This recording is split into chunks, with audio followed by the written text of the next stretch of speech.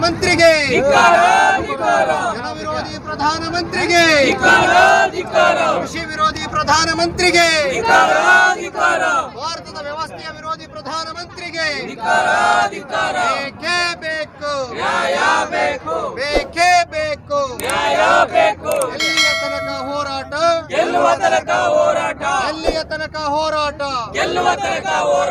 ರೈತ ಹೋರಾಟಕ್ಕೆ ರೈತ ಚಳುವಳಿಗೆ कहाँ से आए हैं आप लोग?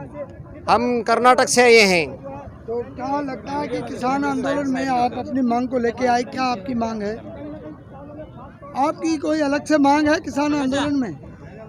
अलग से कोई मांग नहीं, सारे देश विनाश के अंतिम घाट पर आ पहुंचा है। हाँ सारे देश को विनाश करने लगे हैं। हाँ, हमारे सेपरेट कोई डिमांड नहीं। देश बचाना, एग्रीकल्चर बचाना, अगली पीढ़ी बचाना ये उद्देश्य है। इसमें तो आज खुशहाली है, अमृत महोत्सव मनाया जा रहा है। कहाँ है अमृत महोत्सव? मोदी जी का गुलामी को घसीट कर उन्हें ढकेल दिए हैं। किसानों को जो कमाई करते हैं उन सब को उनको ले जाकर घसीट कर ढकेल कर चुके हैं उनको गुलामी के ओर। मोदी जी कह रहे छोटे किसान खुश हैं, बड़े किसान, ये क्या है छोटे बड़े किसान? ये सब डिवाइड एंड रूल अंग्रेजों की नीति अपनाना चाहते हैं। नरेंद्र मोदी को साफ साफ चेतावनी है। नरेंद्र मोदी जिस तरीके से आपने देशभक्ति के नाम पर देश को चूना लगाया है, देश की जनता के साथ में विश्वासघात किया है, अभी तैयार हो जाओ। पंजाब, हरियाणा, यूपी से लेकर पूरा देश अभी खड़ा हो चुका है और एक एक पाई का हिसाब लेगा। हम आ रहे हैं लखनऊ में, अभी लखनऊ को पूरी तरीके से घेर लिया गया है, रणनीति बन चुकी है। ऐलान 5 सितंबर को हो जाएगा सभी युवाओं से। नटवाल जी, मोदी जी बार बार कहते हैं कि जो नेहरू जी ने गलतियां की हैं, जो 70 साल की गलतियां हैं, उनको पूरा कर रहे हैं। हाँ, वो कमियां बेच के पूरी होंगी। आज तक तो देश को किसी ने बेचा नहीं है, ये कैसे बेच के पूरी करेगा? अभी आप मुझे ये बताइए, 2014 में जब ये सरकार आई तो आने से पहले इन्होंने आंदोलन किया था महंगाई के ऊपर।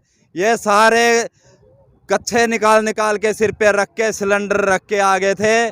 और बाबा रामदेव 35 रुपए लीटर तेल हो जाएगा, 400 लाख करोड़ रुपया आ जाएगा। कह रहे कि महंगाई देश में बहुत जरूरी है। हाँ, अभी महंगाई जरूरी है। महंगाई कैसे जरूरी है बताइए? देश विकास कैसे करेगा?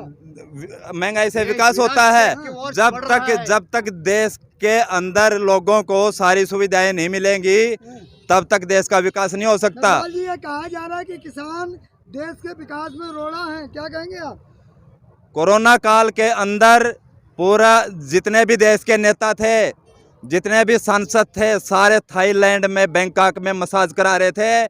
आरामखोरों का एक रूम नंबर नोट किया हुआ है। मुझे पता है, मैं भारतीय सेना इंजीनियर का जवान हूँ, मुझे पता है तेरे पास भी क्या क्या आता है, क्या क्या नहीं। वो चीज़ें हम पहले वोट की चोट मारेंगे तुझे अभी लखनऊ में। उसके बार कहते हैं हम पोल खोलेंगे, क्या पोल कब खोलेंगे? पोल खुलेगी, इसकी पोल खुल लगातार हमने पता कर लिया है। गंगा सफाई कहाँ से कहाँ तक हुई है और उसका मलबा इन्होंने कहाँ फेंका है, हमारे पास सारी रिपोर्ट है। कोई भी नेता हमारा देश का बेवकूफ़ बना सकता है, भारतीय सैनिकों का बेवकूफ़ नहीं बना सकता, और ना ही किसान का बेवकूफ़ बना सकता, और ना ही मजदूर का बेवकूफ़ बना सकता। सारे के सारे रोड के ऊपर आ चुके हैं, और जो नहीं आए हैं, जो जगह नहीं है, उनको हम अभी जगा लेंगे। कर्नाटक के तो किसान काफी खुशहाल हैं और आप अपनी शिकायत को लेके आए हैं। नहीं जी, और एक बार बोलिए।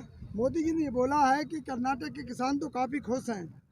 कुछ नहीं, सारे देश का विरोधी है मोदी जी। मन की बात में कहा गया था। मन की बात क्या? मन की बात है, कर्नाटक के किसान बहुत खुश हैं। अरे भैया सुनो, मन की बात में क्या है, हर आदमी को उसे आर्थिक शोषण करने का मार्ग में है। मन की बात में एक बात भी किसानों को बढ़ाने का, उसका उत्तरदायित्व का, उसका आर्थिक चेतावनी का एक बात भी नहीं है। देश बचाने का एक बात भी नहीं है। तो वो तो जब मन की बात होती है, देश के कोने कोने के लोगों से पूछते हैं, सभी लोग ये कहते हैं उसके मन की बात ही 100 में 100 भी झूठ है। लोगों को खराब पथ पर बुला लेना चलने का मन की बात है, उसमें कोई स्वाद नहीं है। तमाम लोग समस्याएं हैं। कृषि का 3 कानूनों के अलावा हाँ, अब क्या हो गया है, कृषि और कृषिक दोनों एक ही बार विनाश की ओर बढ़ते चलेंगे, क्योंकि एपीएमसी एक्ट क्या है, वह एकदम बाईपास करने के कारण एपीएमसी नहीं बचती, वह सभी अदानी अंबानी के कब्जे में फंस जाएगा और जो एसेंशियल कमोडिटीज़ क्या है वो भी उसके जितना चाहे उतने उनके कब्जे में रख लेगा और देश में आहार का अभाव क्रिएट हो जाएगा। इसलिए इसी कानून से जो भूमि खरीदने योग्य नहीं, इस कानून से कोई भी आदमी भूमि को खरीद सकता है। क्या लगता है 2024 के चुनाव में जनता इसका जवाब देगी? 24 की चुनाव बराबर घर चले जाएंगे, हम्म, बराबर हर राज्य में ये घर चले जाएंगे, कहीं नहीं बचते। जैसे महाराष्ट्र से हैं। आप महाराष्ट्र से आए हैं, क्या महाराष्ट्र के किसान जो पहले तो खुदकुशी करते थे, लेकिन जब से मोदी सरकार आई तो ये कहा गया कि अब वहाँ लोग खुशहाल हैं, आप क्या कहेंगे? वो जो कांग्रेस के राज में ऐसा होता था, हाँ, वही बीजेपी के राज में दोनों एक ही, दोनों एक सिक्के के दो नाने हैं।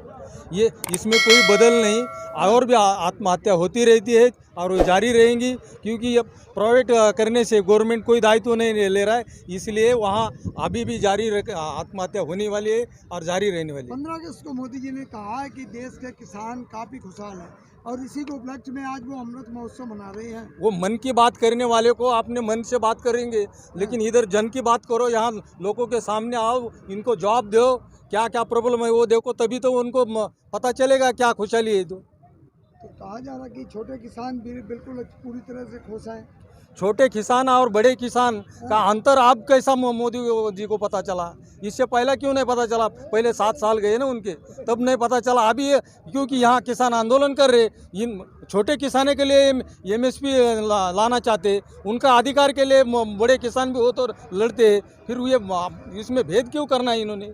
वो कह रहे हैं कि असली किसान जो है खेत में काम कर रहे हैं और जो यहाँ पर हैं वो किसान नहीं है। ये सभी यहाँ पर नहीं रह सकते, आना जाना चालू है। किसान कई 2 महीने रहते, 3 महीने रहते, फिर वापस जाते, फिर आते। जो खेतों में काम कर रहे हैं वो उन्हीं को किसान मानते हैं। फिर अभी यहाँ आकर देखो ना, कौन किसान नहीं और कौन है, वो खुद ने देखना चाहिए ना। ऐसा मन की बात बोलने से नहीं जमेगा, यहाँ लोगों में आना पड़ेगा, उनकी समस्या देखना पड़ेगा। इसने कसम खाए नहीं इन लोगों ने, हम देश चलाएंगे और खुशहाली से देश का नेतृत्व करेंगे।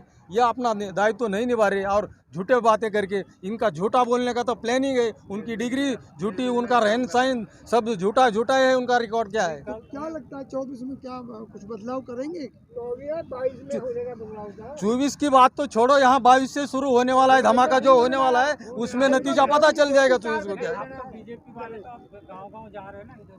बीजेपी के लोग आजकल गांव-गांव जाके, जो वहाँ के छोटे नेता हैं, वहाँ क्षेत्रीय नेता हैं, वो गांव-गांव जाके लोगों को समझा रहे हैं कि कृषि कानूनों के फायदा क्या है। क्या कहेंगे आप? सभी समझते हैं क्या फ़ायदा हुआ है क्या नहीं हुआ है। 7 साल हो गए हैं सरकार को झूठ बोलते बोलते।